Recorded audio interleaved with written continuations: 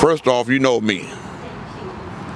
I'm Wallace Gator Bradley, and I'm the host of the Bradley Report. I'm also the urban translator. This, where I'm at, is very important. I'm over here in Brownsville, everybody coming here and saying they want to run for this office and run for that office. But I'm here with a very important woman. She's the clerk of the county of Cook. At the time, before she became the clerk or made a decision, and I'm glad you made a decision to run for the clerk. Thank you. They were trying to bring both offices together, which was the recorder of deeds office and the clerk's office. That's true. And this is just my opinion.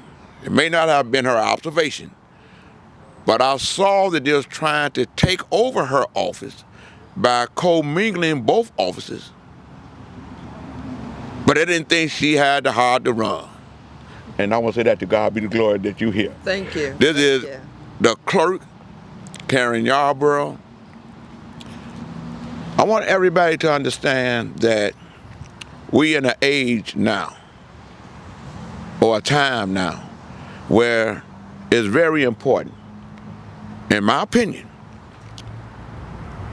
for women to be in the position that they're in, not because nobody gave you nothing, but because you earned it. From Maxine Waters to Kamala, to Tony Prattwinkle, to you. I can name Kim Fox, even the mayor. I can name them on and on and on. Sure.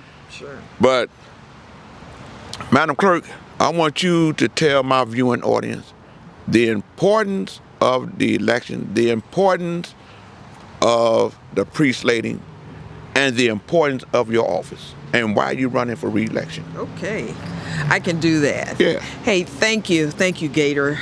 We've had a long-standing relationship, and I appreciate the confidence that you've shown in me and my trajectory as I've left business world, went to become a state representative, then went on to become recorder of deeds, and now, of course, you mentioned that I'm the clerk.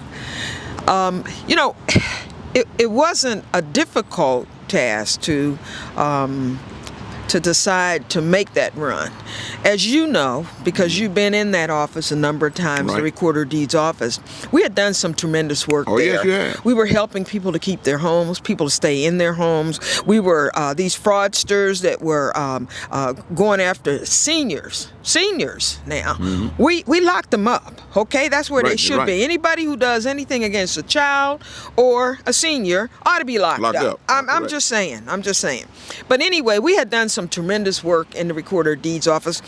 I was there for 6 years, and we were able to turn that office around. We got some computers in there. We trained our folks. You know, we have 4 generations of people there because people have been there. You know, it's a good job. It's a government job. You know, they call it a good government job. Yeah, it was a good government job. But people could not advance. And the only way you can advance is if you train your workforce. So we did that. So when there was this talk about consolidating those 2 offices, I did not agree with that. I absolutely did not. I didn't feel like people were doing it for the right reasons. You know, they said that, oh, this is going to save $5 million. That's not true. Then they said, well, maybe it won't save 5, maybe it'll be 3. That wasn't true either. You know, they didn't have a plan to say how this was going to happen. And I knew that if they didn't have a plan, they were going to look for the person who ran that office to have one. So anyway, long story short, they put something on the ballot that said, do you want to save money if you consolidate these 2 offices? And what do you think people said? Yeah, because they didn't know. They didn't. But nonetheless, then I had to make a decision. I was not ready to retire. We had done all of this work in the recorder's office, and so I decided to run for clerk. Now, at the time, the former clerk had not made a decision. I did call him. I told him what I intended to do. And about a week later, he decided he was going to retire. Since that time, we've had to overhaul that office. We've had to assume the duties of the Recorder of Deeds office, keep those programs in place that we had. We tried to save as many jobs as we possibly could. But let me say this. I was very disappointed in that, we had some people in the Recorder of Deeds office that had done some tremendous work. Correct. And they were experienced. Many of those people did not get a chance to come back to that office. Right. And that was wrong. Right. Now, the gentleman who brought this whole thing up was, Commissioner Fritchie. Right. And he, when I questioned him, I said, are we talking about saving money, or are we talking about getting rid of people and jobs? And he said, no. And I said, that's exactly what we're talking about here. And that's exactly what happened. I can't tell you how disappointed I was in that, we had to pare down the number of people that we could actually hire in those slots. But nonetheless, I digress. We're here at Slating today, and I'm running for re-election. And I'm running for re-election because I've had the experience, and experience matters. Experience matters, okay? Now, I'm the first African American, I'm the first woman, I'm the first suburbanite to run for this office. And of course, you know that this office has suburban elections. Sure do. Very first time that a suburbanite is running the elections for the suburbs. What a concept. But that's what we're doing. We just went through this last couple of years has been horrible for us because at the end of the day, there's going to be an election. Oh, ain't no question. And it's going to be on a certain day. Right. And regardless of pandemic or not, we're going to have a vote, right? So it's my job. It's my job to make sure regardless. And this has been the best of times and the worst of times. Correct. The best of times is that we were able to assume those duties of the recorder's office, get people in place, get them trained. And then this pandemic, shows up and we have an election in front of us.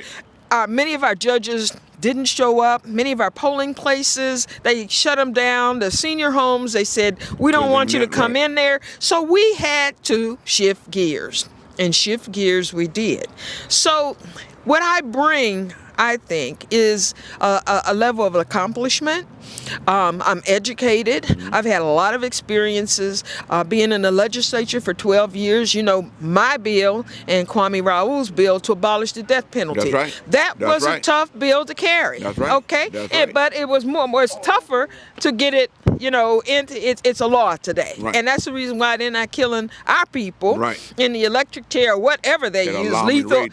Absolutely. Absolutely. So I don't mind taking on tough charges. I don't mind, coming up with ideas and ways to address problems. And I think that we need to continue to look to not just women and men, whoever that has a good, first of all, body of knowledge, that they have some understanding of what this is and what it isn't. Many people who run for office, they want to see the name in lights. I get that, and they figure that they can do a better job than the guy or the woman before them. But maybe they can, but what they should do is get involved in the process.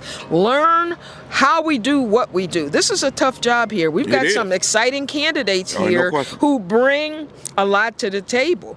But, there's one job for the Cook County Board President. In my opinion, it should be Toni Preckwinkle. Right. She's done the work. She's got the experience. And these last several years, it's been tough. But look at her. Look at her. Look at her. Look at the county hospital.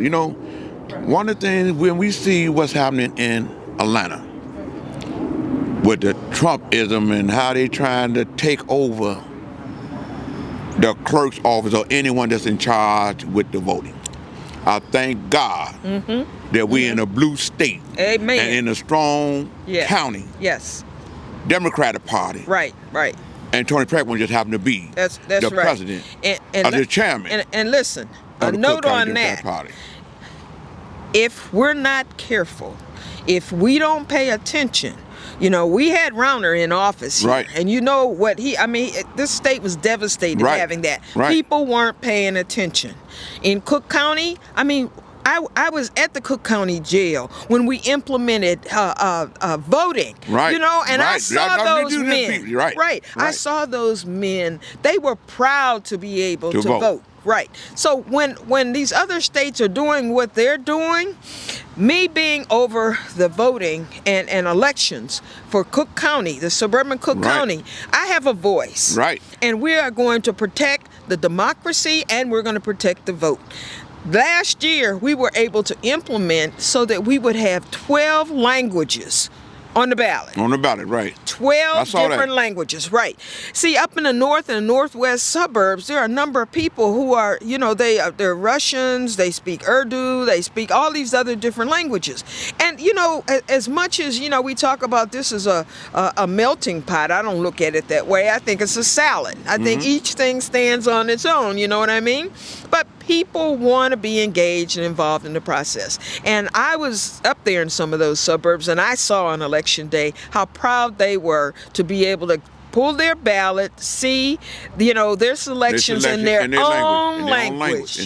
So those are the kinds of innovative things that I brought to bear, and we're not through yet. I've got some other ideas. We want to engage more young people in this process. I work with the legislators in Springfield because I know many of them. You know them. That's and what I'm talking about. I think you know that Right. My state rep now, Chris Welch, is the Speaker of the House. You see what I'm saying? So, Right. I'm excited. I'm excited Me too. about the prospects of tomorrow. I know that, we've been through a tough time. We've probably some more challenges ahead. But I'm available and I'm ready for those challenges. And we're going to get the work done together. On that note, you're showing your availability.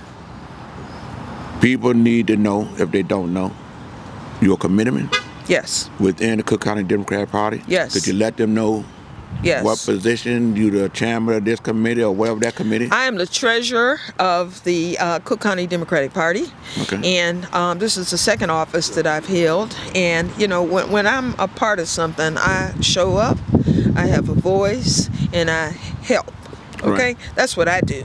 I don't like this whole idea of being a part of something if you're not really a part of something. Right. Okay, I'm a part of something, so I put my energy and I bring my ideas to the table. And working with Toni Preckwinkle, she has a number of committees and what have you, and we have a number of thoughtful committeemen who take a look at these issues that we're presented with. Correct. And they're thoughtful and they think things through. So I'm proud to be a part of the Cook County Democratic Party. Hey, and I'm proud of you being who you are. Thank you. Because I've learned to know you, and therefore I got a right from my wife to love you. Thank and you. with that, I want to say this to Bradley Report. Vote, don't choke.